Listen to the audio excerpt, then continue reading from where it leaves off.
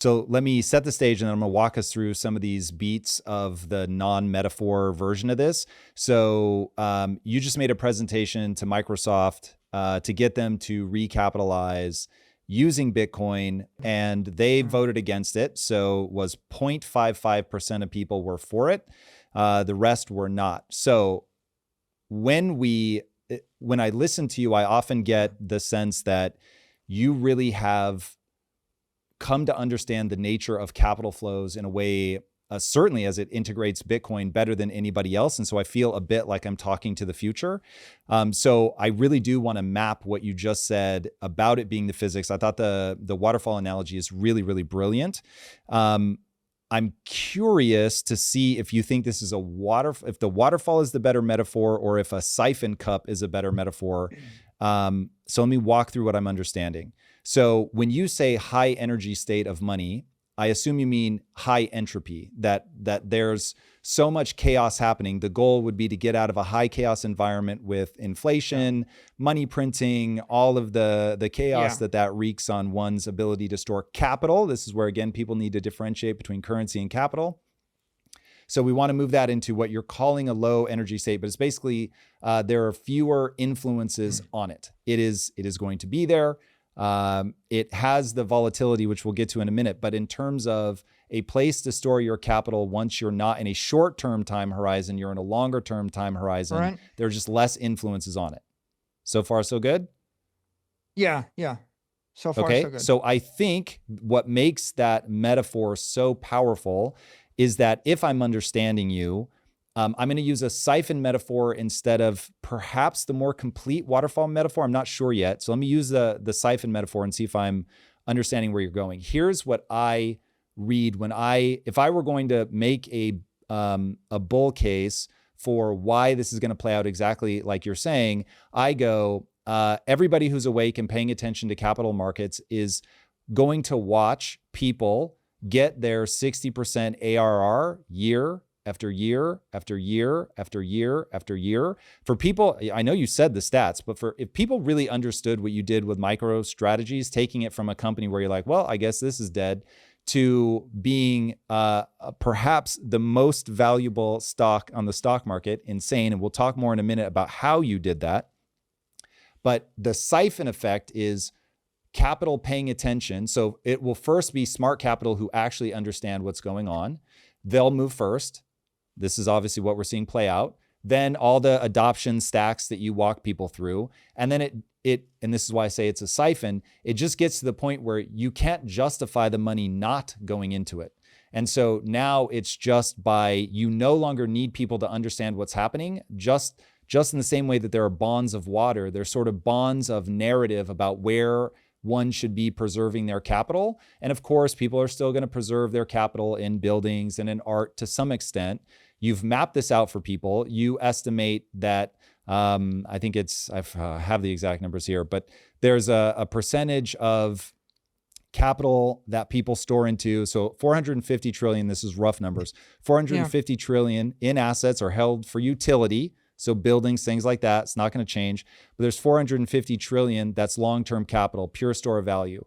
And so the siphon becomes, everyone will see over time that by moving out of this chaotic state where there's inflation, et cetera, down into the low energy state of Bitcoin where there is not, that over time, you will approximate, and I don't think you would ever say 100%, but just for simplicity, you will approximate 100% of that long-term store of value capital going to the most efficient, highest return place. And as of today, there's nothing even close to Bitcoin.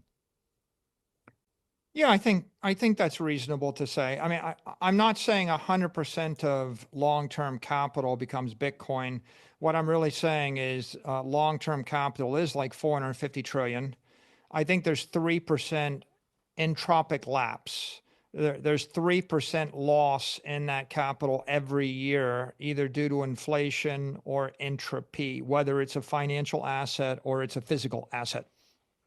And that works out to 13 to $15 trillion a year of inefficiency. And that's just people or institutions owning things and the building falls down, the company fails, right, et cetera.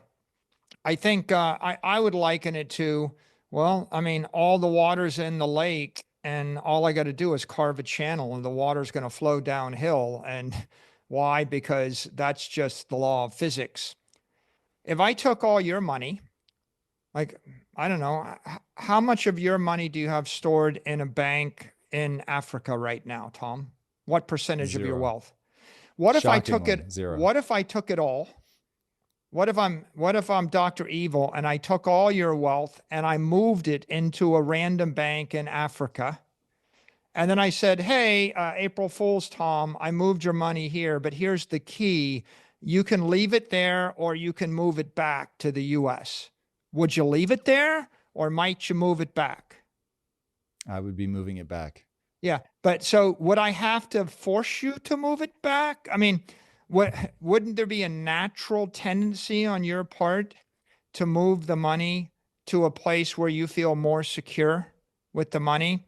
Like human nature is such that there's a lot of people in the world. Do you know that if you went to China and you gave everybody in China the option to move their money to the US, not all of them would, but a lot would, enough so that the Chinese government makes it illegal to do so.